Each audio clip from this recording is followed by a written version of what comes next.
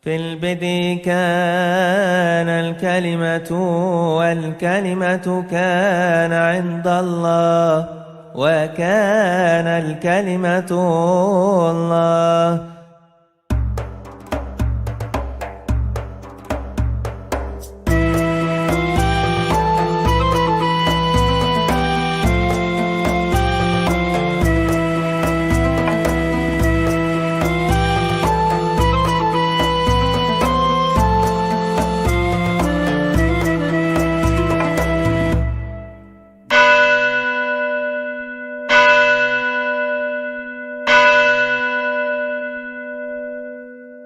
Apa yang saya lakukan dalam dialog-dialog teologis bersama teman-teman muslim itu bagi saya adalah evangelisasi, mencerahkan pemahaman. Jadi yang dilakukan sebetulnya dalam kacamata orang Islam kebanyakan, teks Quran itu mengikat segala konteks dan segala zaman. Jadi kalau dikatakan orang Nasrani seperti yang ada dalam Quran itu dipikirnya berlaku untuk semua zaman, padahal sebetulnya harus dilihat secara historis. Yang dikritik Nabi Muhammad itu apa ya? Kristen yang dikenal sekarang itu jadi masalah. Misalnya banyak rumusan-rumusan dalam Quran yang selama ini diarahkan untuk mengkritik Tritunggal. Sebenarnya itu bukan ajaran Tritunggal, baik itu dari segi terminologis maupun substansi ajaran itu. Laqad kafara alladziina qalu innallaha salisu salasa. Sungguh telah kafir orang yang mengatakan bahwa Allah itu adalah ketiga dari yang tiga. Padahal wa ma min ilahin illa ilahu wahid. Tidak ada ilah lain kecuali Allah yang esa. Jadi statement itu dilawan dengan tidak ada ilah selain Allah yang esa, selain Tuhan yang satu-satunya. Padahal di dalam 1 Korintus pasal 8 dan 4 ditegaskan tidak ada ilah lain kecuali Allah yang esa itu. Bahkan itu ungkapan itu dalam terjemahan bahasa Arab juga berbunyi la ilaha illallah. Wa alla ilaha illallahul ahad. Tidak ada ilah lain kecuali Allah yang esa. Sebagai terjemahan dari bahasa Yunani, Oudeis Theos Eimiheis, tidak ada ilah yang lain, atau Oudeis Theos Uteros Eimiheis, tidak ada ilah yang lain kecuali Dia, yaitu Allah yang esa. Nah, jadi clear sebetulnya bahwa ini bukan ajaran Tritunggal. Apalagi ketika kita melihat siapakah yang dimaksud dengan ketiga dari yang tiga itu. Itu jelas-jelas disebutkan sendiri dalam Al-Quran, yaitu surat Al-Maidah 116. Wa idz-qallallahu ya Isa ibn Maryam. Ketika Allah berfirman, wahai Isa putra Maryam, a anta qulta lin-nasi takhiduni wa ummiya ilahaini min dunillah. Apakah engkau berkata kepada sesamamu manusia, atau kamu berkata pada manusia, jadikanlah saya, yaitu Isa, wa ummiya, dan ibu saya, ilahaini, menjadi dua ilah, min dunillah, dari Allah. Maka dalam konteks ini yang diserang oleh Al-Quran itu adalah sebuah tritheisme yang terdiri dari Allah, Isa, dan Maryam. Ini bukan ajaran Kristen. Maka ada seorang penafsir Quran pada abad 19, namanya adalah Al-Qasimi. Dalam tafsirannya yaitu tafsir Al-Qasimi, dia mengatakan bahwa yang dikritik oleh Al-Quran ini bukan Trinitas Kristen. Yang dikritik oleh Al-Quran ini adalah sebuah sekte yang mereka sebut sebagai Maryamiyun, yaitu sekte penyembah Maryam, di mana Maryam itu dimasukkan di dalam penyembahan bersama Allah dan putranya, dan Roh Kudus absen dalam aliran itu. Artinya ini bukan Tritunggal.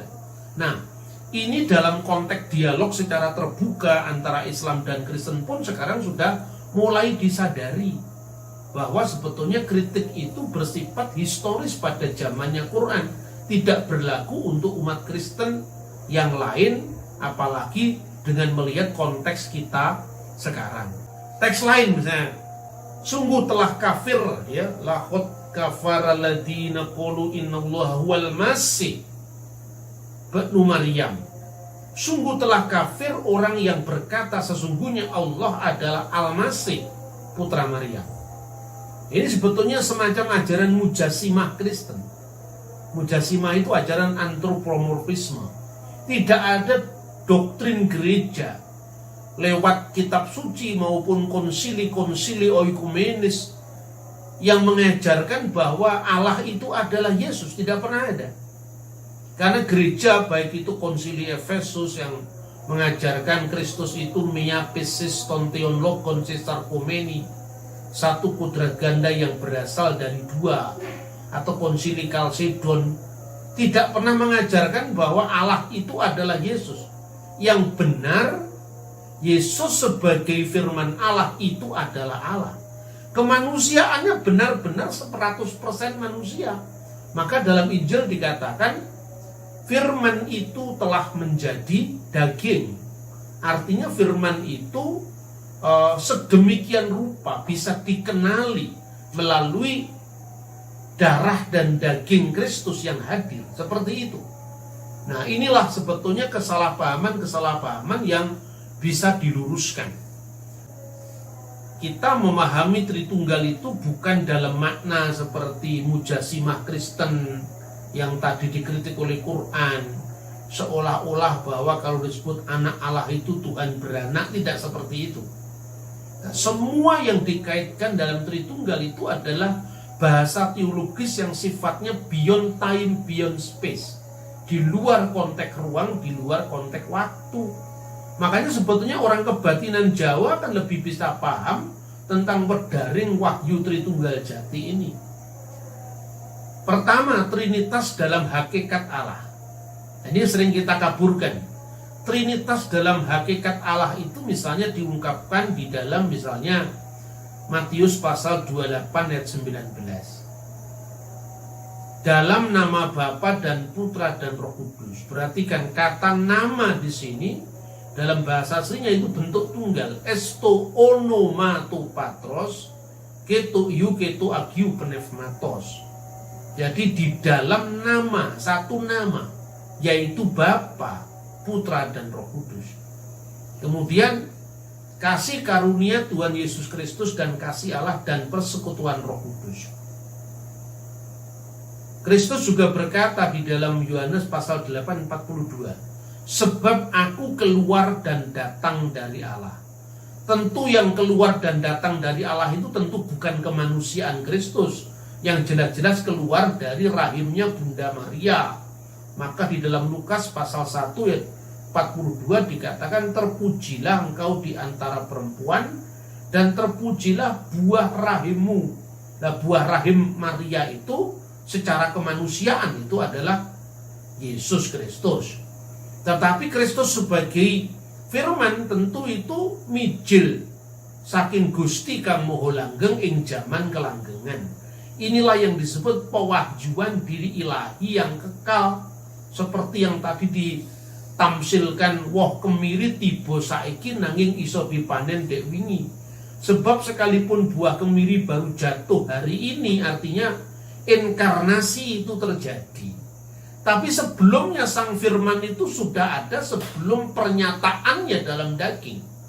Kristus Yesus itu tadi. Yaitu apa? Firman yang kekal yang bersama-sama dengan Allah, dan firman itu adalah Allah sendiri. Seperti pikiran manusia dan roh manusia ada dalam diri manusia. Roh kebenaran yang keluar dari Bapa. Tentang Roh Kudus dikatakan roh kebenaran yang keluar dari Bapa dalam Yohanes pasal 15 ayat 26. Jadi dalam hakikat ilahi, Bapa, Putra, dan Roh Kudus itu tidak pernah terpisah. Karena apa? Karena bisa dibedakan, tidak bisa dipisahkan.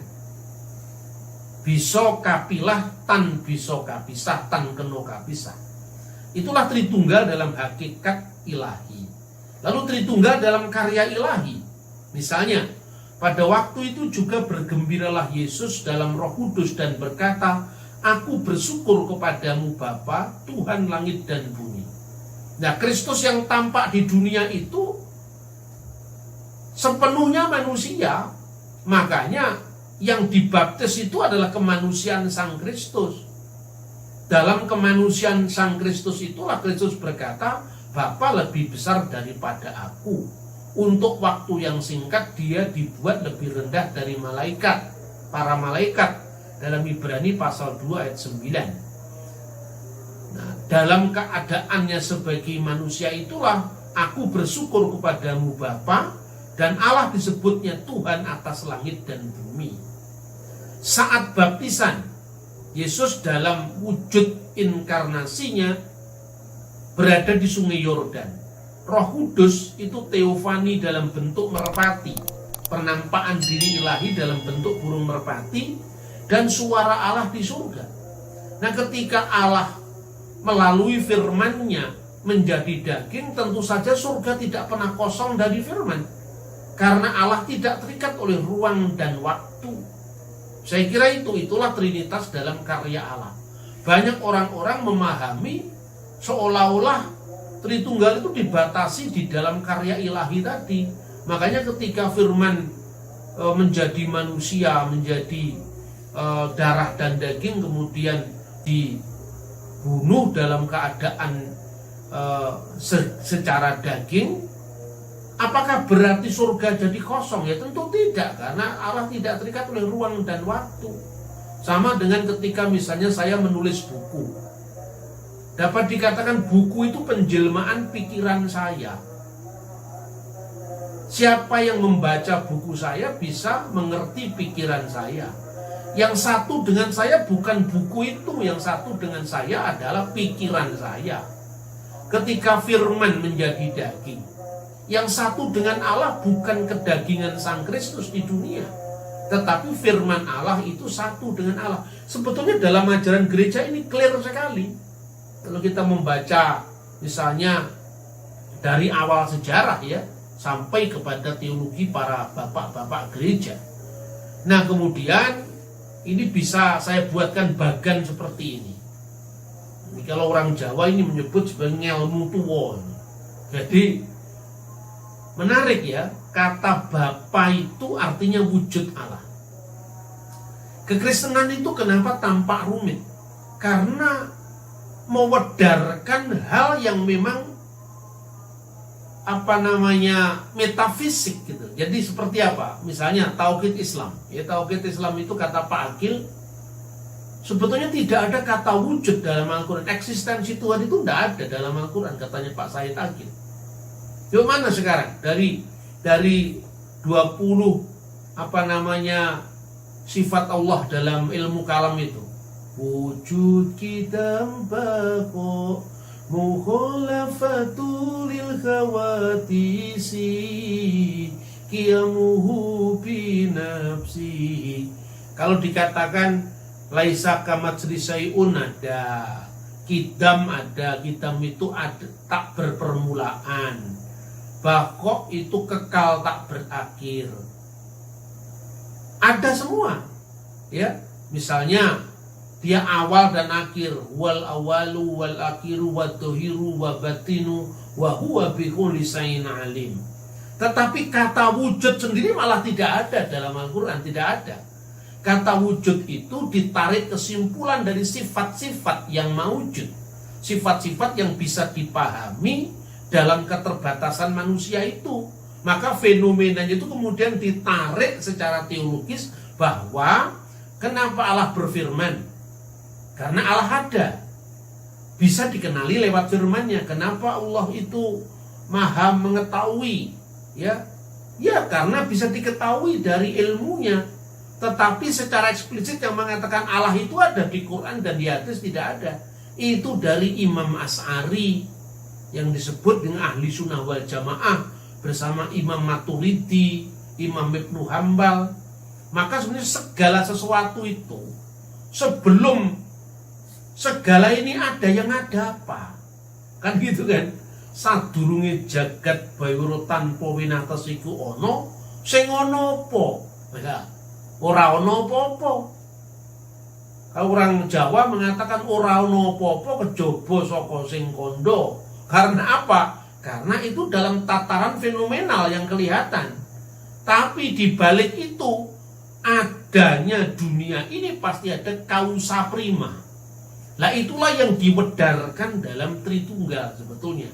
Jadi makanya kalau dalam klasifikasi ini Tritunggal itu adalah ngelmu tuwo. Ya, seperti itu. Nah, sekarang justru dalam Alkitab kata ada itu menjadi pernyataan Tuhan sejak zaman Nabi Musa. Di belukar duri yang tidak terbakar itu Tuhan menyatakan kepada Nabi Musa, Asher aku ada yang aku ada. Inilah sifat wujud dalam Islam. Kalau dalam Islam sifat wujud, di dalam Kristen itu diungkapkan sangat detail. Aku ada yang aku ada. Nah, kemudian aku yang ada dan aku yang ada itu tidak hanya muncul dalam teks suci Alkitab, itu dihayati dalam liturgi Yahudi sepanjang masa. Jadi ada doa Yahudi yang namanya Adon Olam. Itu salah satunya yang ditekankan itu adalah Dia yang ada, yang sudah ada, yang akan datang, yang maha kuasa. Ya, Vehu hayah, Vehu howeh, Vehu yihye, Batif ara, Vehu hayah, Vehu howeh, Vehu yihye, Batif ara. Tuhan itu tidak ada pada masa kini, tapi ada pada masa lalu dan seterusnya ada pada masa yang akan datang, tidak terbatas maha kuasa. Dan doa Yahudi inilah yang diulang-ulang ketika Yohanes berada di Pulau Patmos. Dinyatakan firman dari Dia yang ada, yang sudah ada, dan yang akan datang, yang maha kuasa. Itulah pernyataan diri ilahi tentang sifat ada, sifat wujud, yang dalam ilmu kalam Islam sifat wujud. Dan ketika Alkitab itu diterjemahkan dalam bahasa Yunani yang dikenal dengan Septuaginta, diterjemahkan ego eimi hoon. Akulah Dia yang ada di masa lalu, masa kini, masa akan datang. Nah, ada itulah yang kemudian dalam perjanjian baru sang wujud itu dikiaskan dengan Bapa. Maka dikatakan hanya ada satu Allah, yaitu Bapa. Jadi wujudnya hanya satu, hanya Bapa. Putra itu tidak berwujud sendiri, Roh Kudus tidak berwujud sendiri. Karena apa? Karena putra itu aku keluar dari Allah, firman Allah keluar dari Allah. Roh Kudus juga begitu, roh kebenaran yang keluar dari Bapa. Jadi wujudnya hanya satu, Bapa. Nah, gara-gara kita memahami Trinitas secara matematis seolah-olah tiga wujud yang terpisah, padahal itu bukan ajaran gereja mula-mula yang seperti itu. Akhirnya sulitlah kita memahami Tritunggal. Lebih-lebih ketika kata pribadi itu rusak karena teorinya Sigmund Freud bahwa satu pribadi hanya dimiliki oleh satu substansi. Itu yang terjadi, padahal dalam konteks ajaran gereja tidak pernah seperti itu. Nah, itulah sebabnya konteksnya dikatakan Bapa itu wujud, dalam diri sang Bapa itu ada firman-Nya yang kekal, yaitu firman yang lahir dari sang Bapa, dan juga Roh Kudus yang keluar dari sang Bapa. Ini keluarnya dari konteks keabadian sebelum ada ruang, sebelum ada waktu, ing zaman kelanggengan. Makanya dikatakan anak Allah yang tunggal, Yesus Kristus, yang lahir dari Bapa sebelum segala abad. Jadi ini kelahiran dalam lingkaran kekal, bukan kelahiran fisik secara manusia. Kalau diungkapkan dalam bahasa kebatinan Jawa, itu artinya mijile sabdo langgeng saka Gusti kang moho langgeng ing jaman kelanggengan. Di luar konteks ruang, konteks waktu, makanya lahir dari Bapa tanpa ibu seperti Konsili Efesus. Dalam Konsili Efesus dikatakan bahwa yang dilahirkan dari Bapa tanpa seorang ibu. Nah, apa artinya? Wulida minal abi ilahan bigori jasad duna yang lahir dari Bapa secara ilahi, tanpa jasad, tanpa seorang ibu. Karena Allah itu tidak beranak dan tidak diperanakkan secara fisik. Lam yalid walam yulad, itu betul.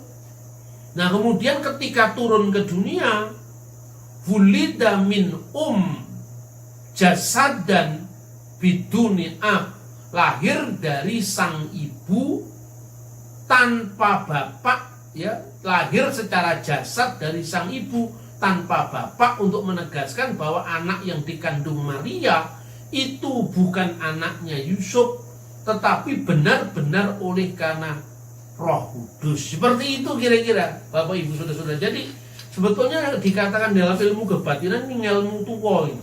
Nah di dalam konteks penciptaan alam semesta itu adalah tarian trinitaris antara Allah yang berkehendak menciptakan segala sesuatu, maka dikatakan ing kala purwa Gusti Allah nitahake langit lan bumi bersid bara Elohim et hasamayim ve'et sa'aret. Kemudian bagaimana bumi ini tercipta? Sebelum segala sesuatu ini ada, lalu Tuhan menghidupi kosmos yang belum terbentuk dari rohnya. Maka dikatakan bumi itu belum berbentuk, gelap gulita, kekosongan menutupi samudra raya. Vihosek alfenetehom, ya, hosek itu kegelapan, menutupi samudra raya. Wiruah Elohim, dan roh Allah merakefet alfenehamayim, melayang-layang di atas permukaan air. Itu artinya apa? Roh Tuhan itu sumber hidup dalam diri Tuhan, itu akhirnya mengeluarkan dari dirinya itu adalah daya hidup yang menyebabkan alam semesta ini bergerak pada orbitnya masing-masing. Maka kehidupan ilahi tadi disalurkan dalam dunia atau dalam kosmos. Lalu setelah mulai sempurna kehidupan digerakkan dalam roh Tuhan tadi, maka dikatakan wa yomer Elohim yehi ur wa yehi ur. Maka berfirmanlah Allah. Di sini ada firman. Maka dikatakan Allah, roh Allah, firman Allah. Yehi ur. Yehi itu bentuk perintah dari kata haya. Hendaklah ada ur, terang, maka terang itu ada. Jadi artinya sebelumnya terang tidak ada. Inilah yang disebut kreasio ex nihilo, menciptakan dari tidak ada menjadi ada. Jadi penciptaan itu tarian trinitaris yang sangat dinamis dalam diri Allah sendiri. Kemudian ketika Allah firman-Nya dan rohnya menciptakan dunia, maka mulailah ada yang disebut makhluk, karena diciptakan dari ketiadaan, ex nihil. Nah, makhluk itu diawali oleh waktu. Itulah yang disebut wujud al-makhluk. Ini ilmu tua sebetulnya. Yang seperti ini, kalau Anda membandingkan dengan membaca Wirid Hidayat Jati, membaca itu bisa jadi bahan perbandingan meskipun tidak sama ya, tapi artinya bahasa batinnya itu sama. Nah kemudian apakah ajaran Tritunggal itu baru ada setelah konsili-konsili gereja? Oh tidak. Coba perhatikan, Ignatius dari Antioquia itu muridnya Rasul Petrus. Dia adalah patriark kedua dari gereja ortodoks Syria. Tahun 107 Masehi dia wafat. Dia mengatakan Allah itu esa, yang menyatakan dirinya sendiri dalam Yesus Kristus putranya, yaitu firman-Nya yang keluar dari keheningan kekal. Hos estin autologo aposeges pro elton, bahwa sabdo langgeng itu mijil dalam keheningan kekal. Jadi ini terjadi kapan? Sadurunge ono opo-opo, sebelum ada yang disebut ada ini belum ada.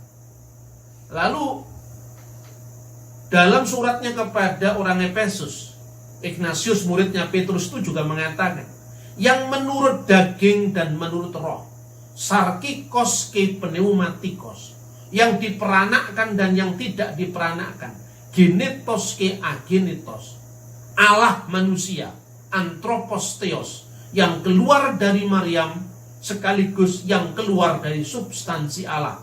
Ke ek Marias, ke ek Theos. Jadi ini kemanusiaan Sang Kristus sekaligus keilahiannya sebagai firman.